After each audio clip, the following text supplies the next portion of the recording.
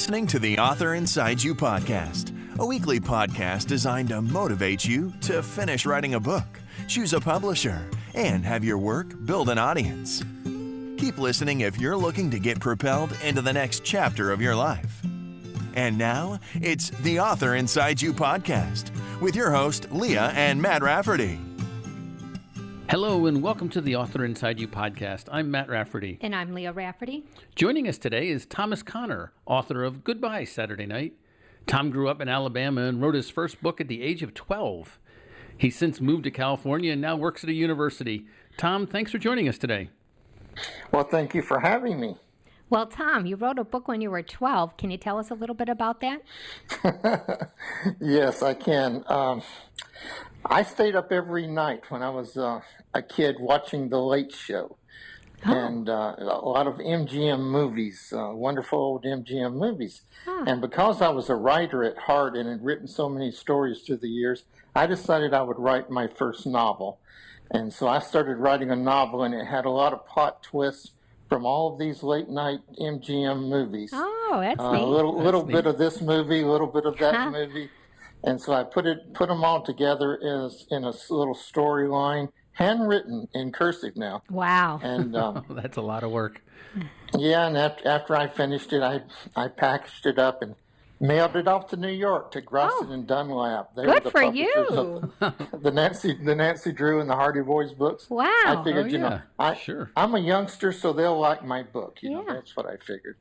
So, I waited for my advance check to show up, and about a month later, maybe 6 weeks, I had a nice big envelope come back with my manuscript and a really long, detailed letter thanking me for my efforts and encouraged me to continue writing, and that they could not use my manuscript at the time, but they wanted to really encourage me to keep writing. Well, I was just so happy to get that letter back. Sure. I framed the letter, Aw. and all my friends were very impressed that I had written a book. Yeah. And they were more impressed that I had the letter from the New York publisher, I think, than I had written the book. Yeah. What did your mom So and dad think? They must have been pretty proud of you also. Well, they were, they were very indulgent of me, so they were very impressed that I carried through with that. And, Sure. And I stored the manuscript in an old chemistry set metal box that I had. And then our house burned down a couple years later, and I lost the manuscript. Oh. I would love to have it today just for the fun of it. Sure. Oh, that's But sad. it was strictly plagiarism, though. They would put me in jail. But I'm sure it would be great to look back on, and share. Oh, it would. Yeah. It would be so much fun to have it today. Well, I'm sorry about that with your family. That must have been a very hard time with Well, a fire. Well, it was. We went to dinner and came home, and I didn't have a toothbrush. You didn't have Wow. anything. That was really strange. That was the first thing I thought about, my toothbrush. Oh, interesting, yeah. It is interesting, No bed to sleep in, but I was thinking, Yeah. I don't even have a toothbrush. What am I going to do tonight? Right. So tell us about Goodbye Saturday Night. Well, it's set, I should say, in 1956 in a small town on the Alabama-Florida state line. And that's basically the area that I'm from originally, the Alabama-Florida state line. Mm-hmm. And the story is based very loosely on my childhood. I took what I knew and just made a fictional story out of it. My mother ran the local cafe. My main character is an 11-year-old boy who runs up and down the streets all hours of the day or night, goes to the movies every night, and his best friend is a 22-year-old dropout from the swamps across the tracks who drives a taxi cab in the daytime and works concession at the movie at night. Oh, okay. And- So that's how they met. These two have been together for many years. Oh, okay. My main character does not like his mother's cafe. It's the hot spot of the town, and at night it's just turns into a real lively juke joint, so to speak. Okay. And so the two of them, the two have struck up this friendship, through the years, and it's really a hero worship, big brother, little brother, but also punching bag. You know, the older guy is the outlet for the younger one's emotions a lot, and so it's based very loosely on my childhood, but it's not autobiographical in any sense of the means, and it's been well received. You know, it has some good reviews and Excellent. So how long did it take to write the novel? well, that's a strange story in itself. I wrote the original draft in the fall of 1979, and I brought it to California with me with the intentions of type, because I wrote it in longhand. I had an old Underwood typewriter that 3 of the keys stuck, and I could write term papers on it. But trying to write a novel on it, I could write a lot faster than I could type because of those sticking keys. So I brought the manuscript to California when I moved here, and with the intentions of buying a portable electric typewriter and retyping it, and then trying to get it published. Well, I got to California, life got busy, and I bought the typewriter and the paper, but I typed about the first chapter or so, and it stayed that way for 30 some odd years. Oh my gosh. And then a couple of years ago, now I've written things in between. I mean, I've written articles and for some, for magazines and that sort of thing. So I mean, it's not like I just wrote back then and then picked it up 30 years later. I've been doing writing through the years, but no fiction. Okay. I wrote some short stories many years ago, 20 or 30 years ago, but no fiction over the last 20 years. And then when I picked this up and decided to see what I could do with it, first thing I had to do was transcribe it, because it was almost like hieroglyphics, trying to read my own handwriting after 30-something years. Right. And my handwriting has changed so much. And I didn't print that. I wrote it in cursive. And it was, some words were just impossible to understand what they were. I got the basic gist of what I was trying to say. So I rewrote the book as I went. And I kept a good bit of it, but so much of it was just bad writing and just not very well done. And I threw out the ending. I threw out the last couple of chapters, and then rewrote the ending and rewrote an epilogue, or wrote an epilogue to go with it. And so it's basically the story that I started with, but the ending is nothing like the original ending. So it really took decades to write it, I guess. It did, and then it took. I spent maybe 6 months on the actual cleanup and the rewrite of it, and so there was this 30-year gap in between. So Right. Okay, so I think I originally wrote it. I believe I originally wrote it in about 4 weeks. I think it was wow, about that's 4 weeks time. That's great. Yeah. So so you have this book. It's done now. What made you decide now to find a publisher?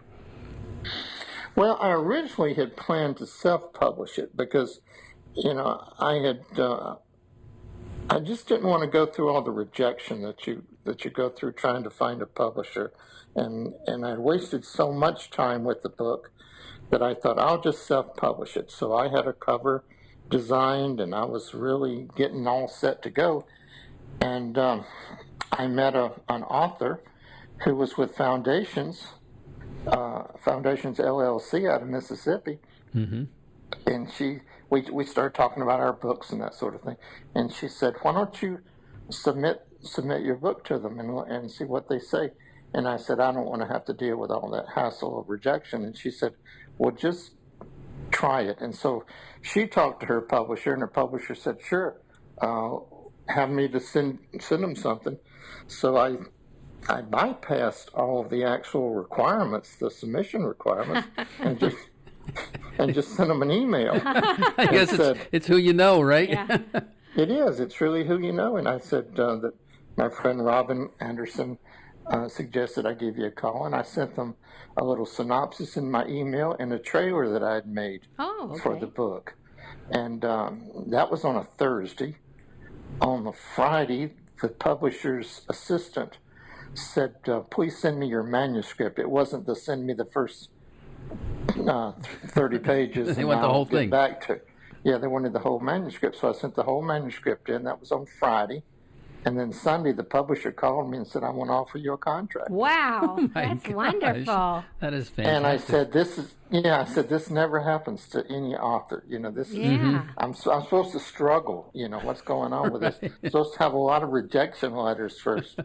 Well, we've And so- actually had Laura Ranger on our podcast. Yes, she was on episode 21. She's the Oh. publisher of Foundations, right?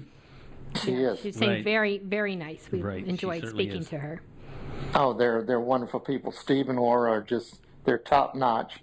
And so then I had to make up my mind what I was really going to do. I had already set the wheels in motion to self-publish.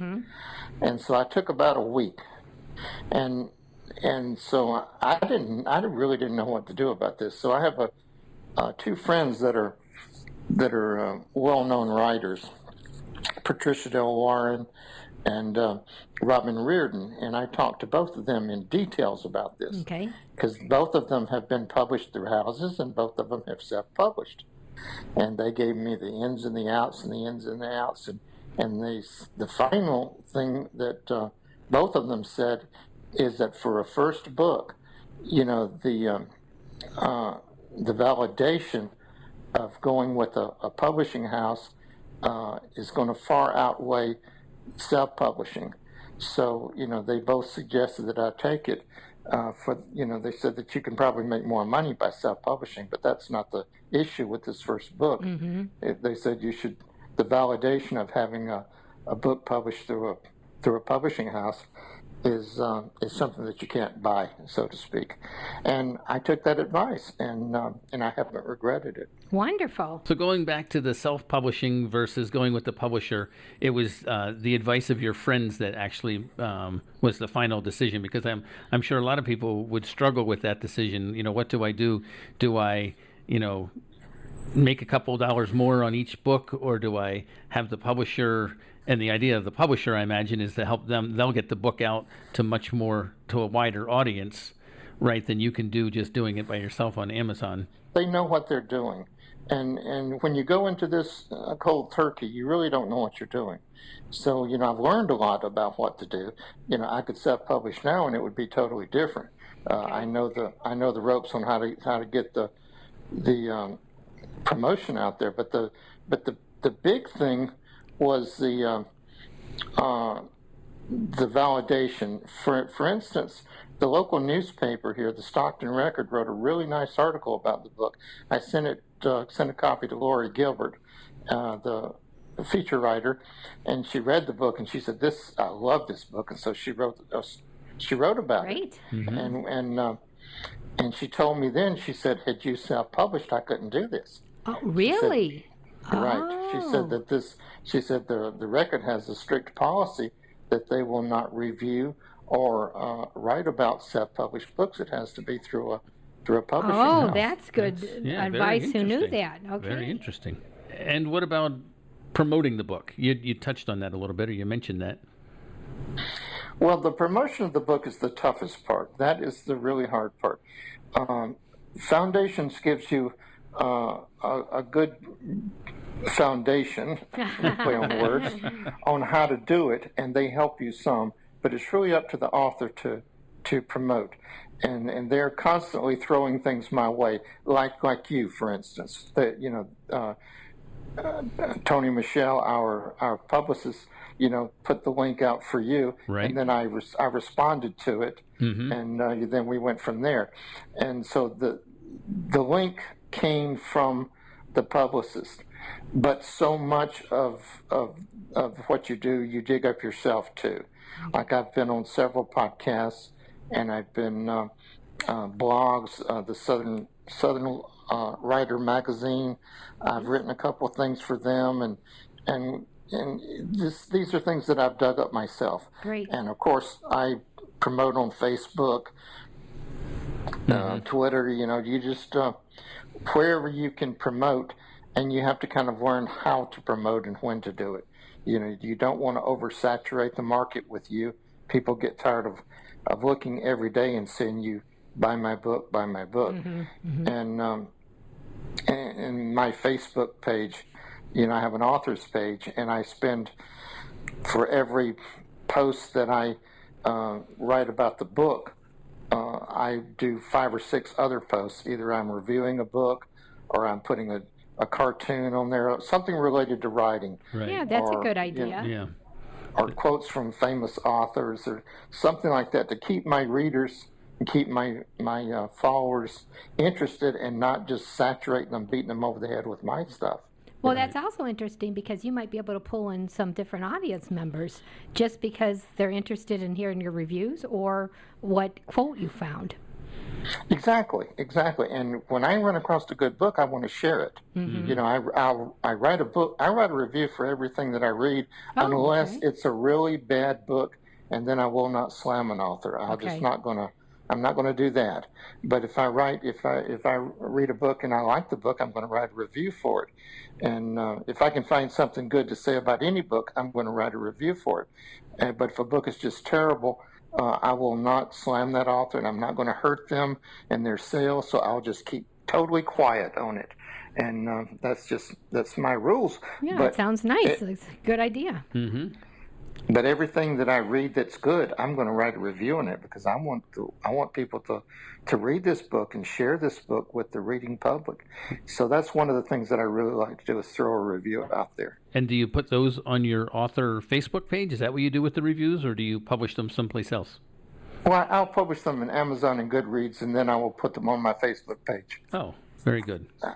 And I will say on the Facebook page, I'll say, this is the latest review that I've written for this book, and I'll put the book cover, and, I actually do a little bit of PR for that book too, just a one-time shot. The author hardly ever even knows it. But, well, I'm sure they appreciate it. That's very nice. Well, I'm sure they would too if they saw it. But and that's not why I do it. But What about the editing process? I had the book edited myself. I hired an editor. Oh, okay. Because I was going to do the self-publishing. Now, had I not done that, Foundations would have edited the book.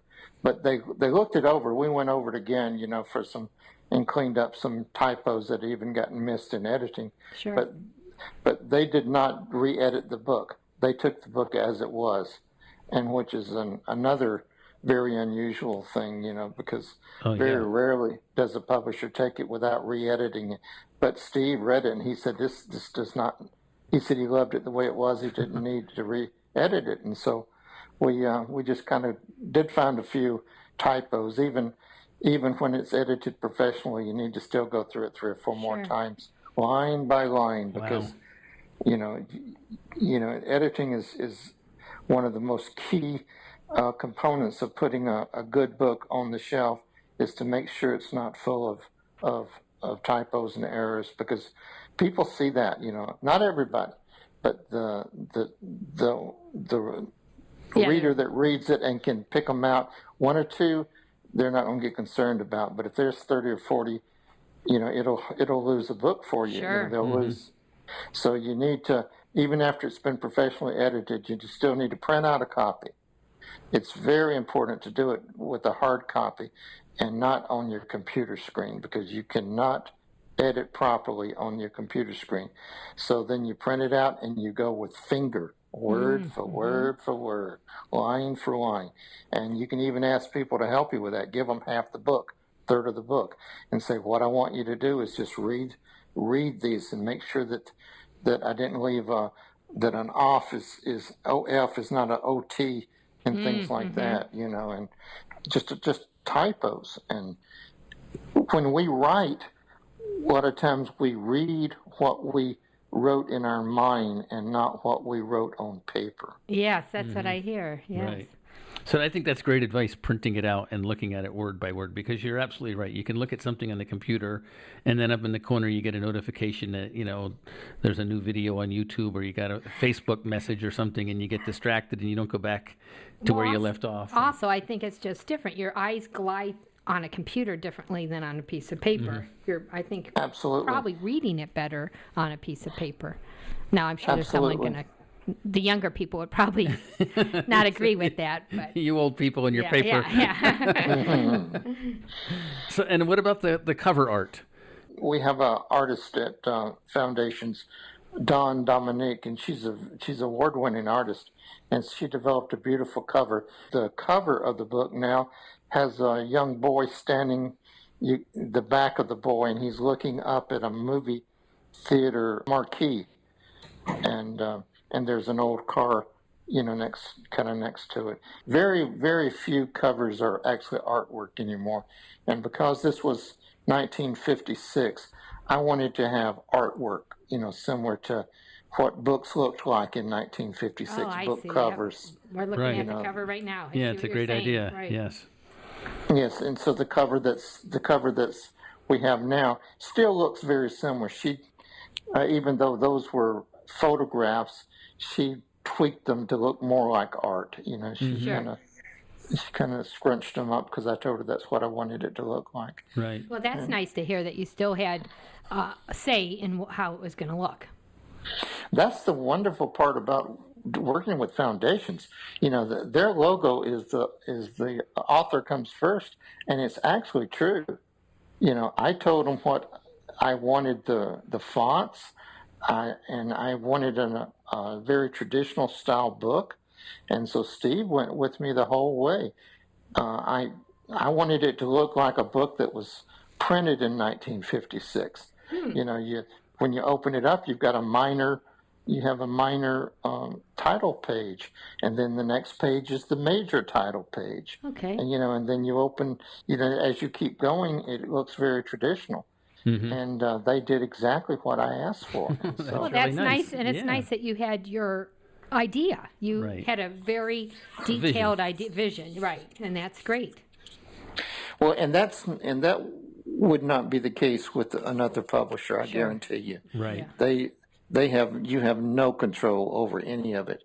They send you the money, and you sign the contract, and it's And it's they'll make theirs. the book. Right. They'll make the book exactly. Well, Tom, do you have any advice for authors who are listening and thinking about writing a book? I do, and the advice that I'm going to give is not my original advice.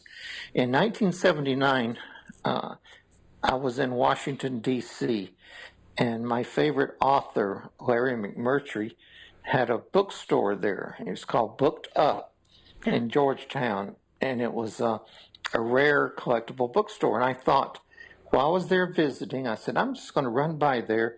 I know I won't get to see McMurtry, but just being in his store, maybe I can just absorb, some brilliance, And I walked in, and there was Larry McMurtry sitting behind the desk, and there was nobody else in the store. So I impressed him with my knowledge of his work, and I asked him for advice. And I said, I told him I was a writer, and I told him that the vision that I had for this book, Goodbye Saturday Night, I had not written it yet, but this was the story that I had. And so he listened to it, and he said, it's a good story, go write it. And then he gave me the advice. He said, write every day, no matter how bad you feel, if you're ill or in a bad mood or uninspired, it makes no difference. Write every day. If you only write one paragraph, make it a habit that when you're working on a project, the project never goes cold. Oh, okay. So you write, if you write one page or you write 20 pages, you write every single day, and you write straight through. Don't stop to rewrite. No matter how crude or unprofessional it looks to you, don't stop. Get your ideas down for your story and push through and to get your first draft. And then once you've got the draft completed, then you can go back and spend as much time as you need polishing and rewriting and getting it up to speed. But stopping to rewrite can really cause you to slow down and actually to cool off. Mm-hmm. Right, you lose your flow. And you lose your flow. Mm-hmm. And so just write. Just write every day. And no matter how bad it looks or seems to you, don't stop. Just keep going. Great advice. Great Yep. advice. What is the best way for our audience members to purchase your book? Amazon. Amazon is the easiest way. It's an ebook and it's also in paperback. Okay. They can also go to foundations with an S, books.net. Okay, and we'll put that And- in our show notes Sure, too yep. also. And then, and of course, the Barnes & Nobles, Smashwords, any place that they have the online books. But Amazon is probably the easiest, quickest way. Right. And then how about an email address or a way to get in touch with you if somebody wants to reach out and talk to you? Sure. T. Conner, Conner, 65 at yahoo.com. Great. And then my Facebook author page is Thomas Conner Author. Oh, good. Okay, thank you for saying that also. Excellent. And then we can add those into our show notes also. Well, it's been great hearing your story, Tom. So thanks for being a guest on our show. Well, thank you so much for having me. I'm very honored to have been a guest on your show. Thank you. So the exciting news is that the Author Inside You is going to have a contest on our Facebook page. Be sure to join our Facebook group in order to be entered for the contest. The drawing is Wednesday, October 11th, 2017. If you haven't already, please head over to Apple Podcasts and subscribe to the Author Inside You. And until next time. Right on. Thank you for listening to the Author Inside You podcast with your host, Leah and Matt Rafferty.